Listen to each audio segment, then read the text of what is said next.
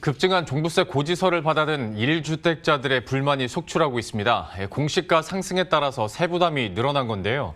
내년에는 더 큰 폭으로 뛸 전망입니다. 실수요자인 1주택자에 한해서는 종부세 기준을 완화해야 한다는 목소리가 다시 수면 위로 떠오르고 있는데 자세한 내용은 박수현 기자와 함께 이야기 나눠보도록 하겠습니다. 일단 1주택자의 경우에 그러면 올해 종부세가 얼마나 많이 뛴 겁니까? 네, 그 국세청이 지난주에 이틀간 종부세 고지서를 발송했는데 후폭풍이 좀 거셉니다.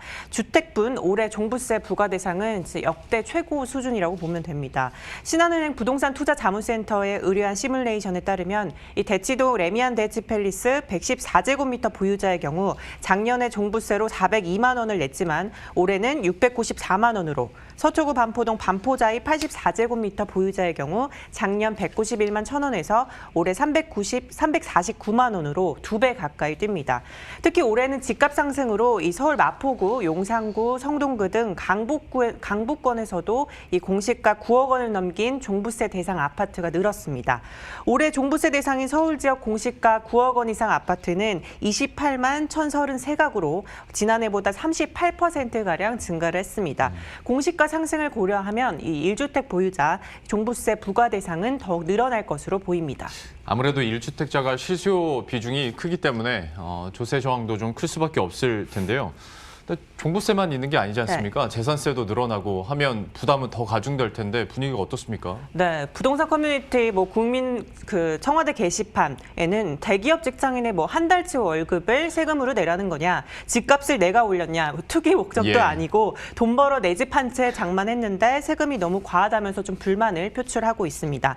문제는 내년 이후입니다. 내년부터 이 1주택자 종부세율이 0.1에서 0.3%포인트 올라갑니다.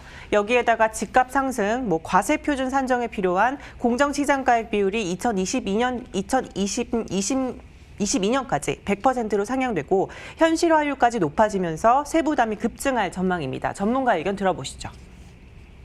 보통 우리가 과표를 올리고 세율도 같이 올리고 이렇게 하지는 않아요. 보통 이 과표가 올라가고, 그러니까 공시가격이죠. 공시가격이 올라가고 공정시장 가격 비율이 올라가면은 세율은 낮추는 게 일반적인데 우리나라는 지금 이걸 다 올렸어요.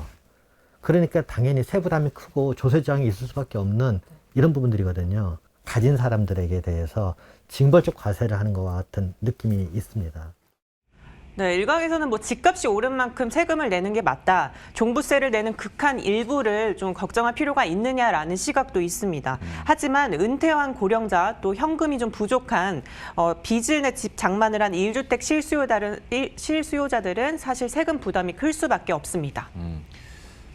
사실 내가 가지고 있는 집 가격이 오르면 좋아야 되는 건데 세 부담 때문에 오죽하면 집값을 내가 올렸냐는 그런 불만까지 지금 나오고 있는 상황이고, 근데 다만 이런 현상에 대해서 그리고 불만들에 대해서 정부와 여당 측에서는 세금 폭탄은 아니다라고 선을 긋고 있고, 또 정치권에서도 여와 야의 입장이 좀 팽팽하게 엇갈리고 있지 않습니까? 이 상황도 좀 설명을 해주시죠. 네, 좀 여론의 비난이 거세지자 야당은 좀 개선 방안을 내놓기도 했습니다. 현재 1가구 1주택의 그 공제 금액을 현재 9억 원에서 12억 원으로 상향하고 또 장기 보유 공제를 확대해서 1가구 1주택자들의 세금 부담을 좀 완화하겠다는 겁니다. 재산세 공정시장 가액 비율을 인하하는 내용을 담은 어떤 개정안을 발의하기도 했습니다. 특히 내년부터는 이 공동 명의로 고가주택을 장기간 보유한 고령 부부의 종부세 부담이 최대 80%까지 경감될 것으로 전망이 됩니다. 어제 국회 기획재정위원회에서 이 부부 공동 명의 1주택 다에도 고령자 장기 보유자 종부세 세액 공제가 적용되는 내용을 담은 이 소득세법 개정안이 의결됐습니다.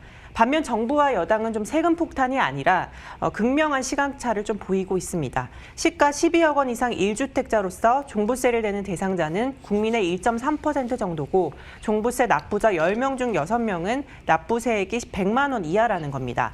또 이미 1주택 장기 보유 혜택이 있다는 반론도 제기됩니다.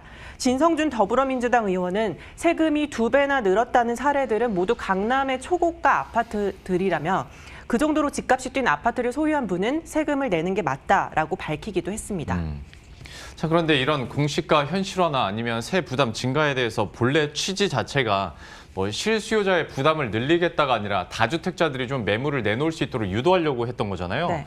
하다 보니까 뭐 그러면 1주택자 같은 경우에는 좀 세부담을 완화해 줘야 되는 거 아니냐 이런 얘기는 당연히 나올 수 있을 것 같은데 어떻습니까? 네, 아무래도 이 기준이 10년 전 만들어진 기준이다 보니까 예. 이 가파르게 공시가 상승과 좀 맞물리면서 현재로서는 좀 현실성이 떨어진다는 지적이 있습니다. 때문에 1주택자 종부세율을 좀 낮추고 공제를 확대해야 된다는 목소리가 나오는데요. 또 이렇게 과도한 세금이 오히려 집값을 좀 부추긴다는 지적도 있습니다.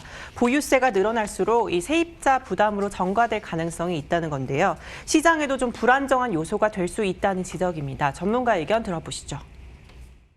세율은 그냥 있는 상태에서 공시가격이나 공시지가가 현실화되면 상당히 많이 부담스러울 수 있어요. 따라서 종합부동산세 같은 경우는 1가구 1주택에 대해서는 대폭 낮추거나 아니면 세금 이연 제도를 이용하는 게 좋습니다. 다시 말하면 주택을 갖고 있던 사람이 나중에 세상을 뜰 때 상속하게 되면 상속세에 엎쳐서 내는 방식, 또는 향후에 집을 팔 때 전세세를 같이 엎쳐서 내는 방식으로 도입한다면 좀 세제 혜택이 좀 돌아가지 않겠나. 네, 정부가 최근 공시가격 6억 원 이상 재산세 인하를 좀 경감하기로 했었는데요. 하지만 종부세 조정은 좀 검토한 바 없다며 선을 그었습니다.